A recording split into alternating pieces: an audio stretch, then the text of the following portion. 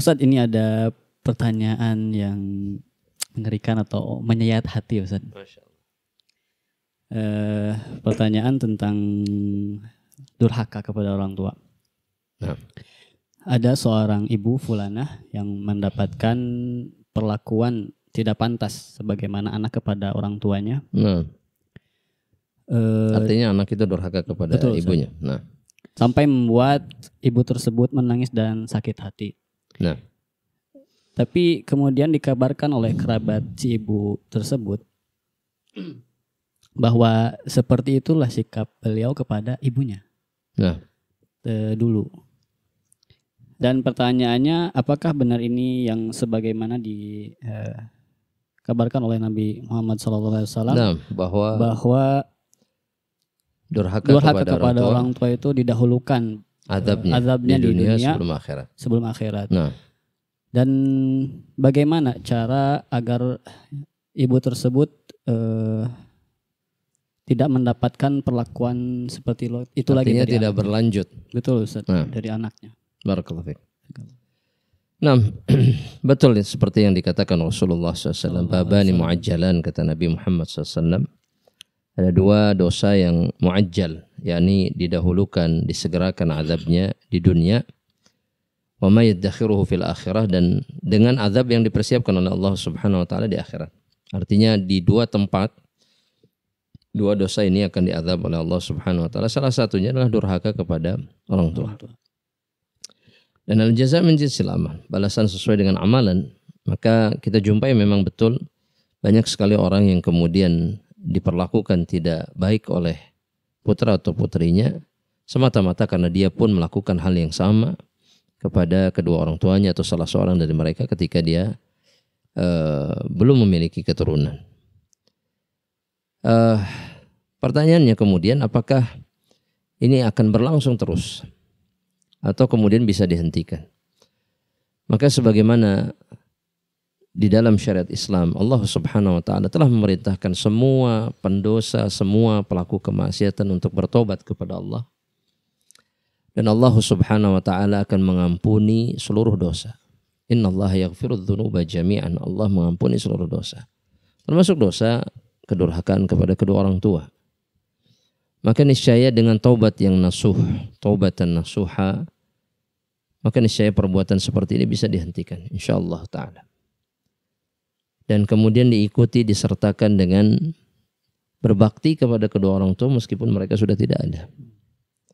Sebagaimana dikatakan oleh Nabi Muhammad sallallahu alaihi wasallam dalam satu hadis, atbi'is sayyi'atal hasanata tamhuha, ya sertakan, datangkan setelah keburukan itu adalah kebaikan, agar kebaikan ini menghapuskan dosa-dosa yang dilakukan, dan bisa dilakukan dengan menguatkan bakti kepada kedua orang tua.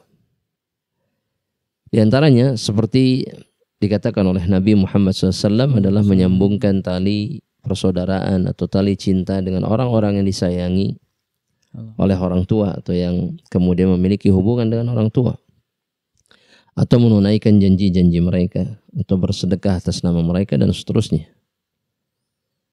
Dan yang semestinya kemudian disadari oleh anak yang datang berikutnya adalah dia jangan mengulangi kesalahan yang sama. Meskipun dorongan untuk mungkin berbuat tidak baik kepada orang tuanya besar. Karena jika tidak, dia akan mengulangi kesalahan yang sama seperti yang dilakukan oleh kedua orang tuanya. Tapi bisa jadi juga kemudian seseorang diperlakukan tidak baik oleh anaknya karena dosa-dosa yang dilakukan selain durhaka kepada orang tua. Ya, mungkin dia melakukan dosa besar, atau mungkin dia sendirilah yang telah menciptakan, dalam tanda petik maksud saya, telah membentuk putra-putrinya untuk menjadi anak yang seperti itu. Atau seringnya kita melihat ayah dan ibu yang tidak mendidik anaknya dengan agama, tidak kemudian mendidik akhlak kepada mereka, atau bahkan justru mereka yang jadi panutan bagi anak-anak ini untuk bisa kemudian memiliki perangai yang buruk, akhlak yang buruk, atau bahkan mereka yang membesarkan anak-anak ini dengan harta yang haram, dengan harta yang tidak diberkahi oleh Allah. Maka pada akhirnya itulah yang terjadi. Maka hendaknya seorang hamba Allah bermuhasabah. Jika dia durhaka kepada orang tuanya, hendaknya dia bertobat kepada Allah Jika dia melakukan dosa selain itu, maka dia pun bertobat kepada Allah dan menghapuskan seluruh dosa yang dia lakukan dengan amal saleh dan ketaatan kepada Allah. Dan satu hal yang perlu kita ingat bersama-sama, jangan kemudian mendoakan keburukan kepada putra dan putrinya yang memperlakukan dirinya dengan tidak baik. Karena jika dia melakukan itu, maka dia telah mengulang sejarah yang sama. Ya.